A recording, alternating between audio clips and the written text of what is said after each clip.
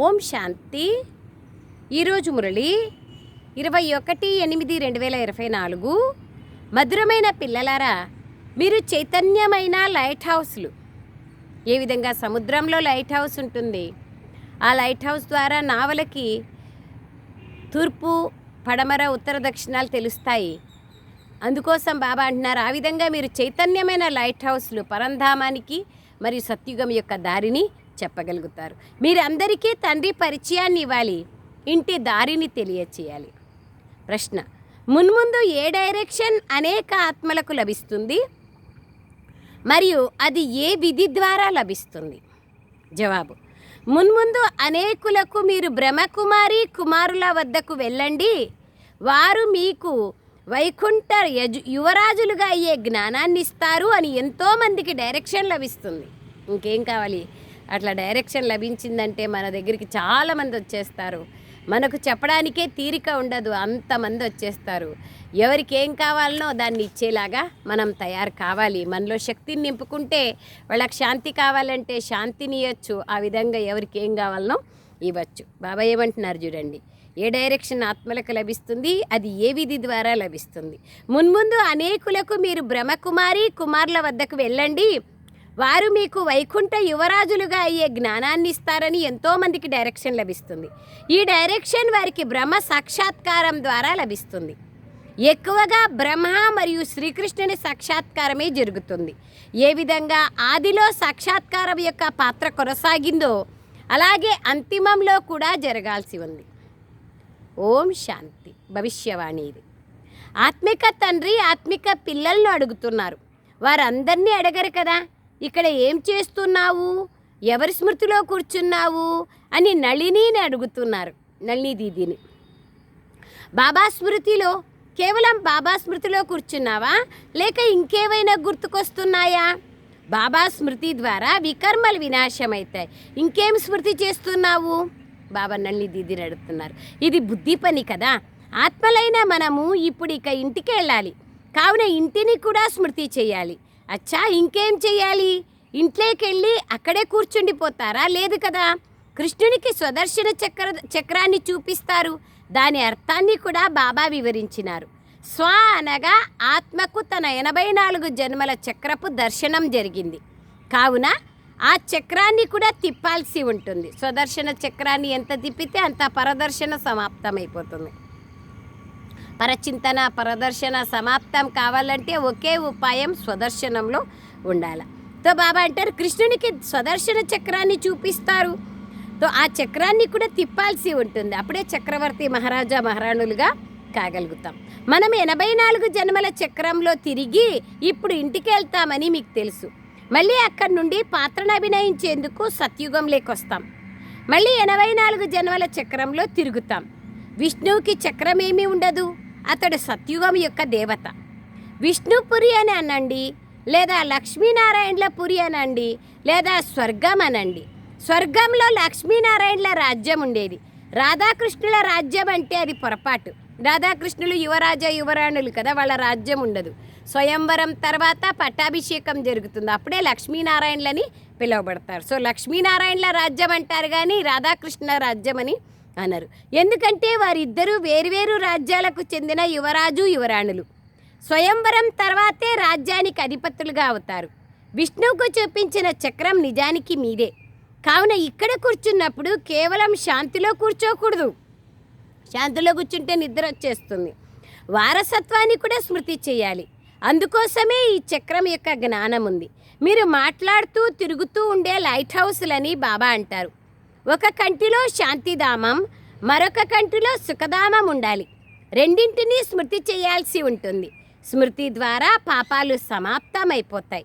ఇంటినే స్మృతి చేయడం ద్వారా ఇంటికి వెళ్ళిపోతారు. మళ్ళీ చక్రాన్ని కూడా స్మృతి చేయాలి. ఈ మొత్తం చక్రం అంతటి జ్ఞానం కేవలం మీకే ఉంది. మీరు 84 జన్మల చక్రాన్ని తిరిగి వచ్చారు. ఇప్పుడు ఈ మృత్యులోకంలో ఇది అంతిమ జన్మ. కొత్త ప్రపంచాన్ని అమరలోకం అని అంటారు. అనగా అమరులు. అమరులు అనగా దేవతలు. మీరు సదా జీవిస్తూనే ఉంటారు. మీరు ఎప్పుడూ మరణించరు. ఆత్మకు మరణం అనేది లేదు. ఇక్కడ కూర్చుంటూ కూడా ఉన్నట్లుండి మృత్యువు సంభవిస్తుంది. చెప్పలేము ఎప్పుడెవరికి వస్తుంది.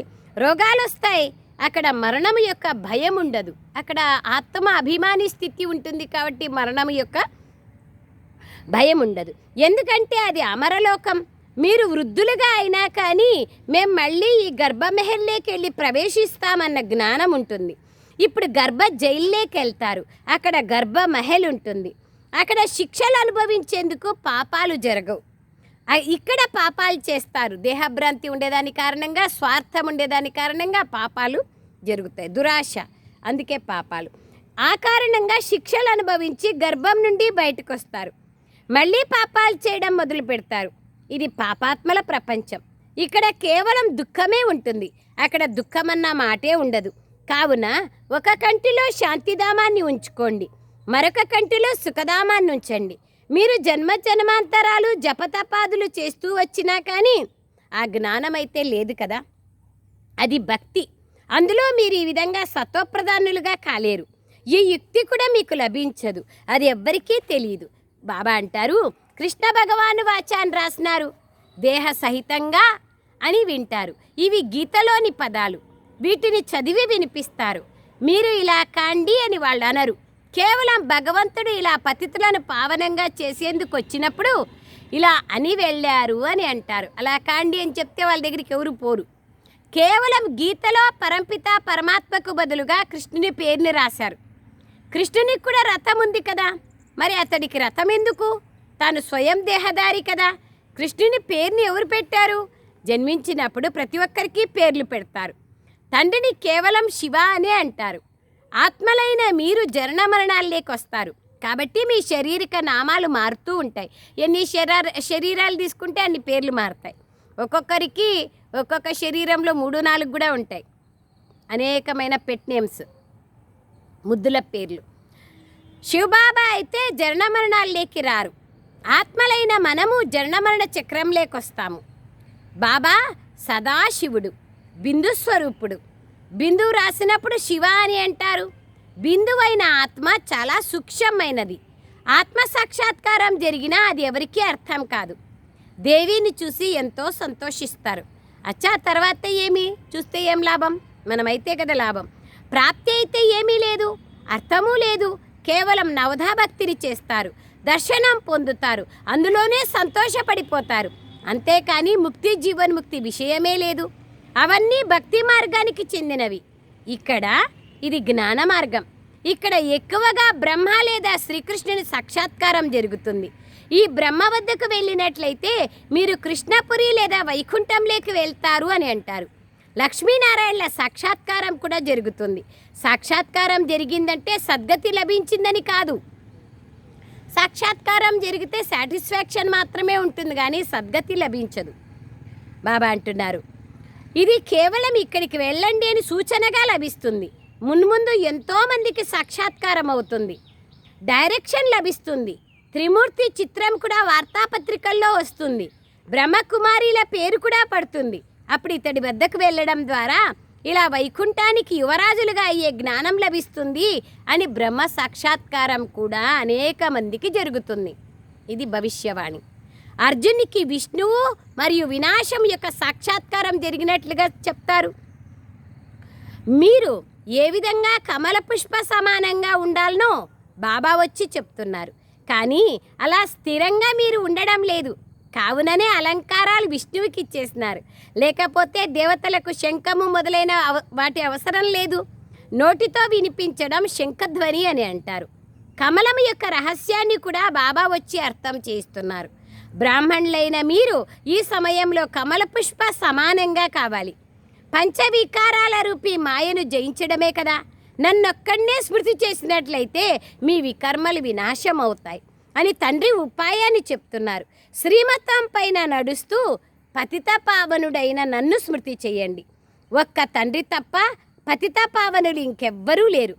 మమ్మల్ని అందరినీ ఈ శరీరం నుండి విడిపించి పావన ప్రపంచంలోకి తీసుకెళ్ళండి అని నన్ను పిలుస్తారు. కావున తండ్రియే వచ్చి ఆత్మలందరినీ పతితుల నుంచి పావనులుగా తయారు చేస్తారు. ఇంకా వేరే ఉపాయమే లేదు పావనంగా అయ్యేకి. ఎందుకంటే అపవిత్ర ఆత్మలు ఇంటిలోకి వెళ్ళలేరు, స్వర్గంలోకి రాలేరు. రెండు పవిత్ర లోకాలు కదా. పవిత్రమైన ప్రపంచంలోకి వెళ్ళాలంటే ఖచ్చితంగా పవిత్రంగా కావాలా. లేదా నయాను లేదా భయాను, సామధాన భేద దండోపాయాలతో పవిత్రంగా అయ్యే పరమాత్మ మనల్ని తన జతలో తీసుకెళ్తారు. పవిత్రంగా అవ్వాలంటే పిల్లలారా నన్ను స్మృతి చెయ్యండి అని బాబా చెప్తున్నారు. స్మృతి ద్వారానే మీ పాపాలు సమాప్తమవుతాయి. ఈ గ్యారెంటీని నేను ఇస్తాను. ఓ పతిత పావన రాండి, మీరొచ్చి మమ్మల్ని పావనంగా చేసి కొత్త ప్రపంచంలోకి తీసుకెళ్ళండి అని పిలుస్తారు. మరి వారు ఎలా వస్తారు? ఎంత స్పష్టమైన విషయాన్ని వినిపిస్తారు. తండ్రిది సహజమైన జ్ఞానం మరియు సహజమైన విషయం. పని పాటలు చేసుకుంటూ నన్ను స్మృతి చేయండి. బాబా నిన్న కూడా అదే విషయమే చెప్తున్నారు కదా. కర్మయోగిగా కావడమే సాహసం. కర్మ చేస్తూ బాబా స్మృతిలో ఉండేదే ధైర్యం. అదే బాబా అంటున్నారు.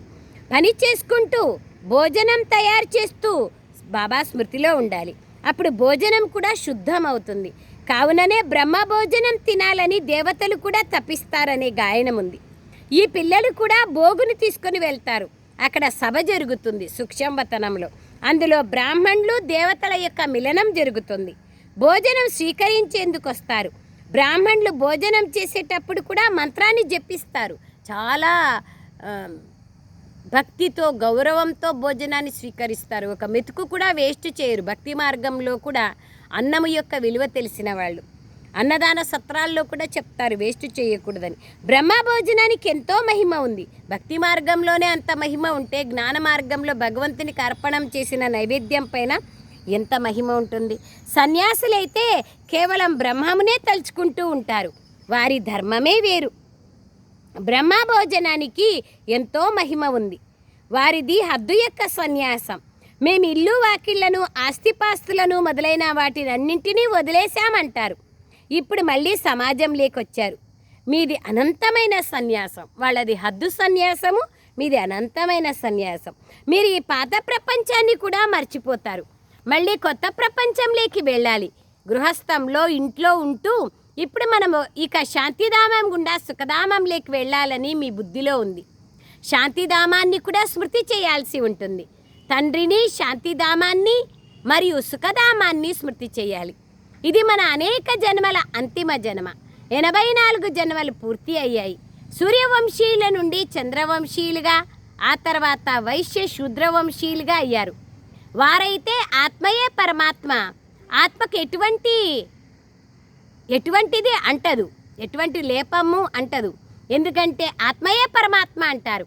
అది కూడా వారు చెప్పే అబద్ధమే.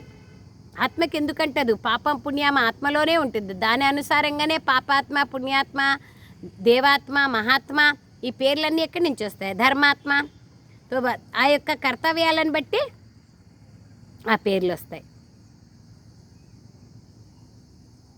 బాబా అంటున్నారు ఆత్మయే పరమాత్మ అని అనేస్తారు. అది కూడా తప్పే. బాబా కూర్చొని హంసో సోహం అన్న అర్థాన్ని వివరించినారు. ఆత్మలైన మనము పరంపిత పరమాత్మ సంతానం. మొట్టమొదట మనం స్వర్గవాసులైన దేవతలుగా ఉండేవాళ్ళం.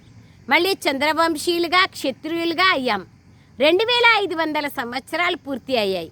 మళ్ళీ వైశ్య శూద్రవంశీయులుగా, వికారీలుగా అయ్యాం. ఇప్పుడు బ్రాహ్మణులమైన మనము పిలకలాగా అవుతున్నాం. ఇక్కడ కూర్చున్నాం. ఇది 84 జన్మల యొక్క పల్టీల ఆట. ఈ ఆట జ్ఞానం కూడా మీకు ఇప్పుడుంది. ఇంతకుముందు తీర్థయాత్రలకు వెళ్ళేటప్పుడు ఇలా దొర్లుతూ గుర్తులు పెడుతూ వెళ్ళేవాళ్ళు. ఇప్పుడు మీ శాంతిధామము, సుఖధామము సత్యమైన తీర్థయాత్రలు. మీరు ఆత్మిక పండాలు. తండ్రిని స్మృతి చేసినట్లయితే శాంతిధామంలోకి వెళ్ళిపోతారు. సాధు సన్యాసులు అందరూ శాంతిధామంలోకి వెళ్ళేందుకే కృషి చేస్తారు. కానీ అలా ఎవ్వరూ వెళ్ళలేరు. వెళ్ళడం అయితే అందరూ కలిసి వెళ్తారు. సత్యుగంలో చాలా కొద్ది మందే ఉంటారు. మళ్ళీ వృద్ధి అవుతూ పోతుంది. కావున మీరే స్వదర్శన చక్రధారి దేవీ దేవతలు. కానీ దేవతలు స్వదర్శన చక్రధారులు కాదు. కానీ ఈ సమయంలో మీకు మాయతో యుద్ధం ఉంది. ఆ యుద్ధంలో కూడా ఎదుటివాడిని శక్తివంతంగా భావిస్తే అతని వద్దకు వెళ్ళి శరణు తీసుకుంటారు. ఇప్పుడు మీరు ఎవరి శరణు లేకొచ్చారు? స్త్రీ పురుషులు ఇద్దరూ మేము శరణాగతులవుతాము అని అంటారు. నాకు ఒక్క శివబాబా తప్ప ఇంకెవ్వరూ లేదంటారు. ఆత్మలందరి తండ్రి ఒక్కరే. ఆ ఒక్కరికి మీరు పిల్లలు. సాధు సన్యాసులు ఒక్కరు కాదు, అనేకులు వాళ్ళు. అలాగైతే అనేక భగవంతులు అయిపోయినారు. ఎవరైతే ఇంటి నుండి అలిగి వెళ్ళిపోయారో వారు భగవంతులుగా అయిపోయినారు. గొప్ప గొప్ప షావుకారులు, కోటీశ్వర్లు వారి వద్దకు వెళ్ళి శిష్యులుగా అయిపోతారు. మరియు అశుద్ధ ఆహార పానీయాల సభలను పెడతారు. మనుషులు తమోప్రధానమైన వారు. హిందువులకు తమ ధర్మం గురించే తెలీదు. మీరు నిజానికి ఆది సనాతన దేవతా ధర్మానికి చెందిన వాళ్ళు, కానీ పతితులుగా అయిపోయారు. కాబట్టి స్వయాన్ని దేవతలుగా పిలుచుకోలేరు. ఆ ధర్మమే ప్రాయలోపమైపోయింది. మనుషులు ఎంత వికారిగా, అశుద్ధ దృష్టి కలవారిగా అయ్యారు. ఒక మినిస్టర్ బాబా వద్దకు వచ్చారు. నా దృష్టి అశుద్ధంగా అవుతోంది అంటారు. అప్పుడు బాబా, దాన్ని శుద్ధంగా చేసుకో. ఎప్పటి వరకైతే అశుద్ధ దృష్టి తొలగిపోదో అప్పటి వరకు నీవు పతితుడవే అని చెప్పారు. పరస్పరం సోదరులుగా భావించు, అప్పుడే అశుద్ధ దృష్టి వెళ్ళిపోతుందని బాబా వివరించారు. ఆత్మలైన మనం సోదరులం. ఒకే తండ్రి నుండి వారసత్వాన్ని తీసుకుంటాం. ఆత్మకు భృకుటి సింహాసనమైంది. దీన్ని అకాల సింహాసనం అని అంటారు. అకాల ఆత్మ ఈ ఆసనం పైన విరాజమానమై ఉంది. ఇది మట్టి బొమ్మ. ఈ శరీరం మట్టి బొమ్మ. ఇది మట్టిలో కలిసిపోతుంది. మొత్తం పాత్రంతా ఆత్మలోనే నిండి ఉంది. నేను పిల్లలైన మీకు వారసత్వాన్ని ఇచ్చేందుకు 5000 సంవత్సరాలకు ఒక్కసారి వస్తాను. ఆరోగ్యము, సంపద, ఆనందము వారసత్వం రూపంలో మీకు లభిస్తుంది. సత్యుగంలో అపారమైన ధనం లభిస్తుంది. మీరు 21 తరాలు దేవతలుగా అయిపోతారు. వృద్ధాప్యం రాకుండా ఎవరూ మరణించరు. ఇక్కడైతే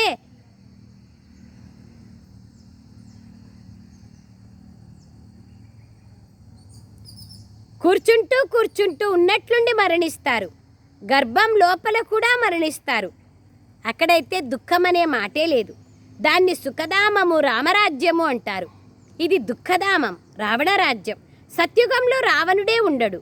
కావున 84 జన్మల చక్రము కూడా మీ బుద్ధిలో గుర్తుంటుంది. ఎంతో సంతోషం కూడా ఉంటుంది. విశేషంగా మనకెంతో సంతోషం కూడా ఉండాలి. మనం కొత్త విశ్వానికి అనగా సత్యుగానికి అధిపతులుగా అవుతాం అని మీకు తెలుసు. గీతలో కూడా, ఓ పిల్లలు, దేహసహితంగా దేహం యొక్క సర్వసంబంధాలను వదలండి, స్వయాన్ని ఆత్మగా భావిస్తూ నన్నొక్కడే స్మృతి చెయ్యండి అని భగవాన్ వాచ ఉంది. మీ సత్యమైన ఖుదా దోస్తు వారే. అల్లా అవుల్దీన్ నాటకం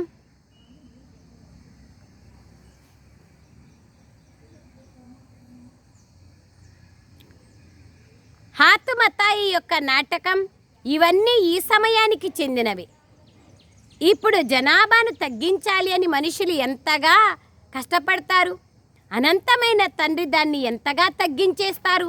850 కోట్లు ఎక్కడా, 9 లక్షలు ఎక్కడా? సత్యుగంలో మొత్తం విశ్వమంతటిలో కేవలం 9 లక్షల జనాభానే మిగులుతుంది.